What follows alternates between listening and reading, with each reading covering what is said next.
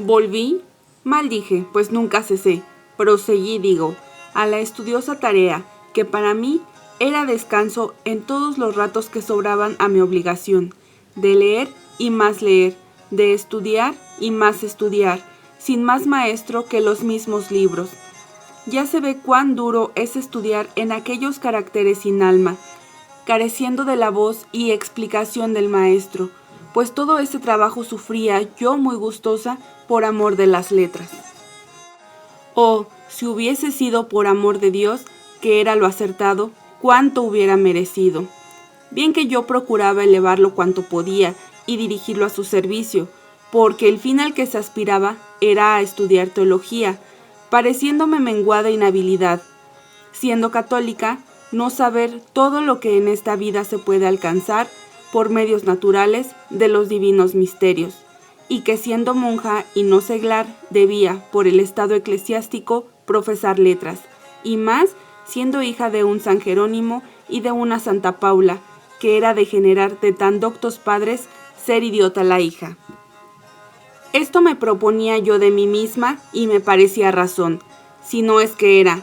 y eso es lo más cierto, lisonjear y aplaudir a mi propia inclinación, proponiéndola como obligatorio su propio gusto. Con esto proseguí, dirigiendo siempre, como he dicho, los pasos de mi estudio a la cumbre de la sagrada teología, pareciéndome preciso para llegar a ella subir por los escalones de las ciencias y artes humanas, porque ¿cómo entenderá el estilo de la reina de las ciencias quien aún no sabe el de las ancilas? ¿Cómo sin lógica sabría yo los métodos generales y particulares con que está escrita la Sagrada Escritura? ¿Cómo sin retórica entendería sus figuras, tropos y locuciones? ¿Cómo sin física tantas cuestiones naturales de las naturalezas, de los animales, de los sacrificios, donde se simbolizan tantas cosas ya declaradas y otras muchas que hay? ¿Cómo si el sanar Saúl al sonido del arpa de David fue virtud y fuerza natural de la música o sobrenatural que Dios quiso poner en David? ¿Cómo, sin aritmética, se podrán entender tantos cómputos de años, de días, meses, de horas, de hebdomas tan misteriosas como las de Daniel y otras para cuya inteligencia es necesario saber las naturalezas concordias y propiedades de los números?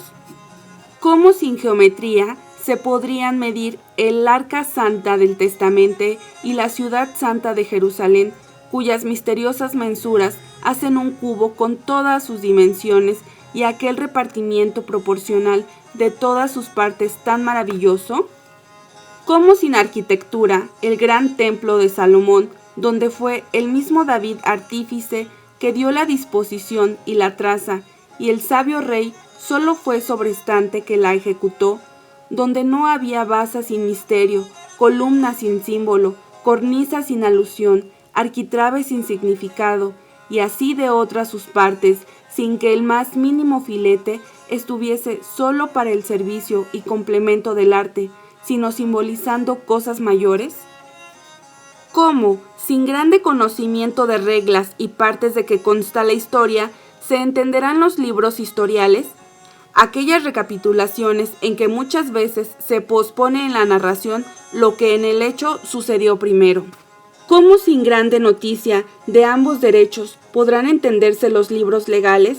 ¿Cómo sin grande erudición tantas cosas de historias profanas de que hace mención la Sagrada Escritura, tantas costumbres de gentiles, tantos ritos, tantas maneras de hablar?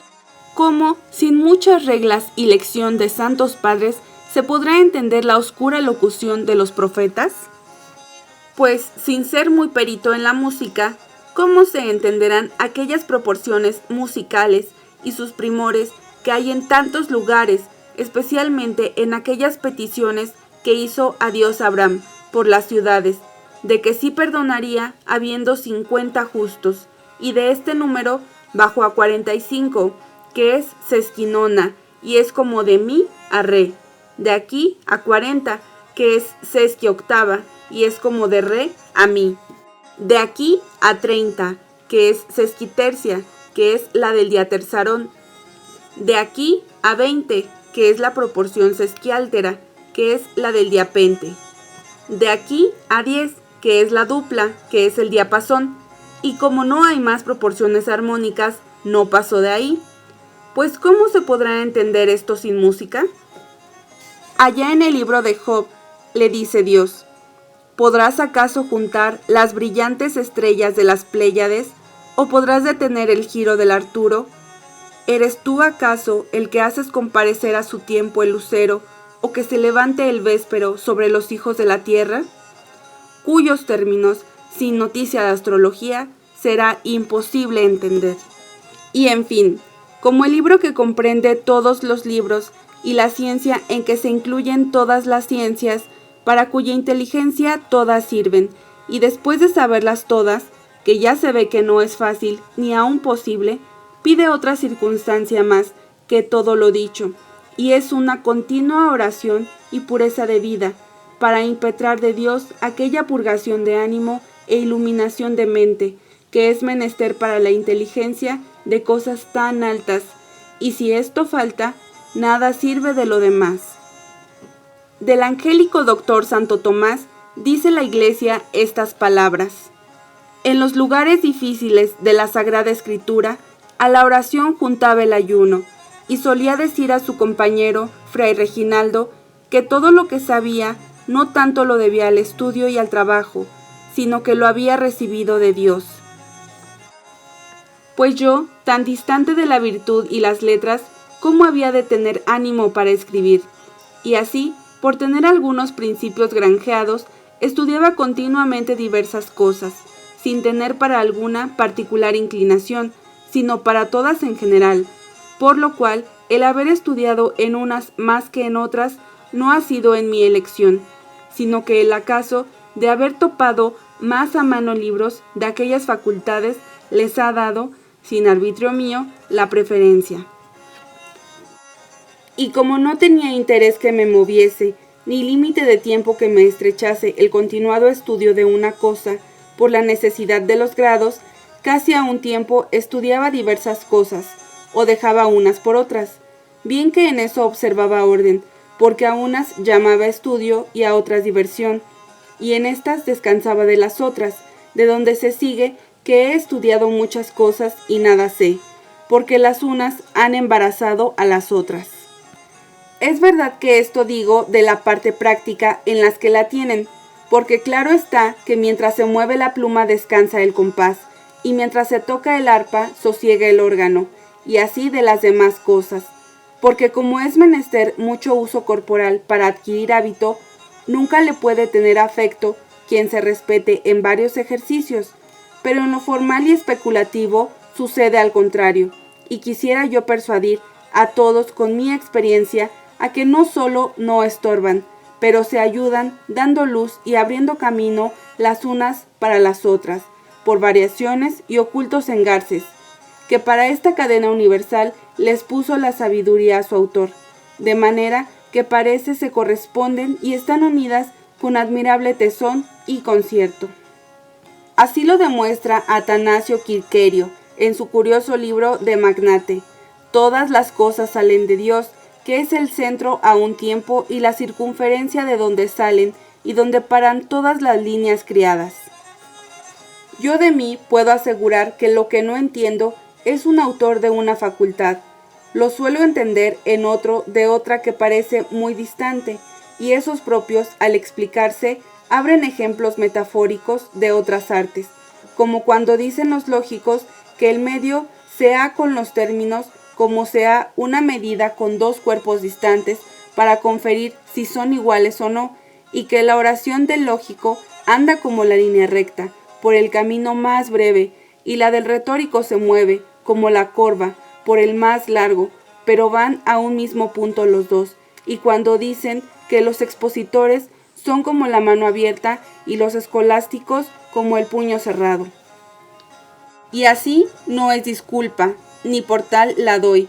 el haber estudiado diversas cosas, pues éstas antes ayudan, sino que el no haber aprovechado ha sido ineptitud mía y debilidad de mi entendimiento, no culpa de la variedad. Lo que sí pudiera ser descargo mío es el sumo trabajo, no solo encarecer de maestro, sino de condiscípulos con quienes conferir y ejercitar lo estudiado, teniendo solo por maestro un libro mudo, por condiscípulo un tintero insensible, y en vez de explicación y ejercicio, muchos estorbos, no solo los de mis religiosas obligaciones, que éstas ya se sabe cuán útil y provechosamente gastan el tiempo, sino de aquellas cosas accesorias de una comunidad, como estar yo leyendo y antojárseles en la celda vecina tocar y cantar, estar yo estudiando y pelear dos criadas y venirme a constituir de juez en su pendencia, estar yo escribiendo y venir una amiga a visitarme, haciéndome muy mala obra con muy buena voluntad, donde es preciso no solo admitir el embarazo, pero quedar agradecida del prejuicio. Y esto es continuamente, porque como los ratos que destino a mi estudio son los que sobran de lo regular de la comunidad, esos mismos les sobran a las otras para venirme a estorbar, y solo saben cuánta verdad es esta los que tienen experiencia de vida común, donde solo la fuerza de la vocación puede hacer que mi natural esté gustoso, y el mucho amor que hay en mí y mis amadas hermanas, que como el amor es unión, no hay para él extremos distantes. En esto sí confieso que ha sido inexplicable mi trabajo, y así no puedo decir lo que con envidia oigo a otros, que no les ha costado afán el saber, dichosos ellos. A mí, no el saber, que aún no sé, solo desear saber me le ha costado tan grande que pudiera decir con mi padre San Jerónimo, aunque no con su aprovechamiento. De cuánto trabajo me tomé, cuánta dificultad hube de sufrir, cuántas veces desesperé y cuántas otras veces desistí, y empecé de nuevo, por el empeño de aprender. Testigo es mi conciencia, que lo he padecido, y de los que conmigo han convivido. Menos los compañeros y testigos, que aún de ese alivio he carecido. Lo demás bien puedo asegurar con verdad, y que haya sido tal esta mi negra inclinación que todo lo haya vencido. Solía sucederme que, como entre otros beneficios, debo a Dios un natural tan blando y tan afable, y las religiosas me aman mucho por él, sin reparar como buenas en mis faltas. Y con esto gustan mucho de mi compañía. Conociendo esto, y movida del grande amor que las tengo, con mayor motivo que ellas a mí, gusto más de la suya. Así, me solía ir los ratos que unas y a otras nos sobraban, a consolarlas y recrearme con sus conversaciones. Reparé que en este tiempo hacía falta a mi estudio, y hacía voto de no entrar en celda alguna si no me obligase a ello la obediencia o la caridad, porque sin este freno tan duro, al de solo propósito le rompiera el amor, y este voto, conociendo mi fragilidad, le hacía por un mes o por 15 días, y dando cuando se cumplía un día o dos de tregua, lo volvía a renovar, sirviendo este día no tanto a mi descanso, pues nunca lo ha sido para mí el no estudiar, cuando a que no me tuviesen por áspera, retirada e ingrata al no merecido cariño de mis carísimas hermanas. Bien se deja en esto conocer cuál es la fuerza de mi inclinación. Bendito sea Dios que quiso fuese hacia las letras y no hacia el otro vicio, que fuera en mí casi insuperable. Y bien se infiere también cuán contra la corriente han navegado, o por mejor decir, han naufragado mis pobres estudios. Pues aún falta por referir lo más arduo de las dificultades, que las de hasta aquí solo han sido estorbos obligatorios y casuales, que indirectamente lo son, y faltan los positivos que directamente han tirado a estorbar y prohibir el ejercicio. ¿Quién no creerá, viendo tan generales aplausos, que he navegado viento en popa y mar en leche sobre las palmas de las aclamaciones comunes? Pues Dios sabe que no ha sido muy así, porque entre las flores de esas mismas aclamaciones se han levantado y despertado tales áspides de emulaciones y persecuciones, cuántas no podré contar, y los que más nocivos y sensibles para mí han sido, no son aquellos que con declarado odio y malevolencia me han perseguido, sino los que amándome y deseando mi bien, y por ventura mereciendo mucho con Dios por la buena intención, me han mortificado y atormentado más que los otros con aquel No conviene a la santa ignorancia que deben este estudio. Se ha de perder, se ha de desvanecer en tanta altura con su misma perspicacia y agudeza. ¿Qué me habrá costado resistir esto? Rara especie de martirio, donde yo era el mártir y me era el verdugo. Pues por la, en mis 2 veces infeliz, habilidad de hacer versos, aunque fuesen sagrados, ¿qué pesadumbres no me han dado o cuáles no me han dejado de dar? Cierta señora mía, que algunas veces me pongo a considerar que el que señala o le señala a Dios, que es quien solo lo puede hacer, es recibido como enemigo común, porque parece a algunos que usurpa los aplausos que ellos merecen o que hace estanque de las admiraciones a que aspiraban y así le persiguen. Aquella ley políticamente bárbara de Atenas, por la cual salía desterrado de su república el que se señalaba en prendas y virtudes, porque no tiranizarse con ellas la libertad pública, todavía dura, todavía se observa en nuestros tiempos, aunque no hay ya aquel motivo de los atenienses, pero hay otro no menos eficaz, aunque no tan bien fundado, pues parece máxima del impío Maquiavelo, que es aborrecer al que se señala porque desluce a otros. Así sucede y así sucedió siempre. Y si no, ¿cuál fue la causa de aquel rabioso odio de los fariseos contra Cristo, habiendo tantas razones para lo contrario? Porque si miramos su presencia, ¿cuál prenda más amable que aquella divina hermosura? ¿Cuál más poderosa para arrebatar los corazones? Si cualquiera belleza humana tiene jurisdicción sobre los albedríos y con blanda apetecida violencia los sabe sujetar, ¿qué haría aquella con tantas prerrogativas y dotes soberanos? ¿Qué haría, qué movería, y qué no haría, y qué no movería aquella incomprensible beldad, por cuyo hermoso rostro, como por un terso cristal, se estaban transparentando los rayos de la divinidad? ¿Qué no movería aquel semblante, que sobre incomparables perfecciones en lo humano señalaba iluminaciones de divino?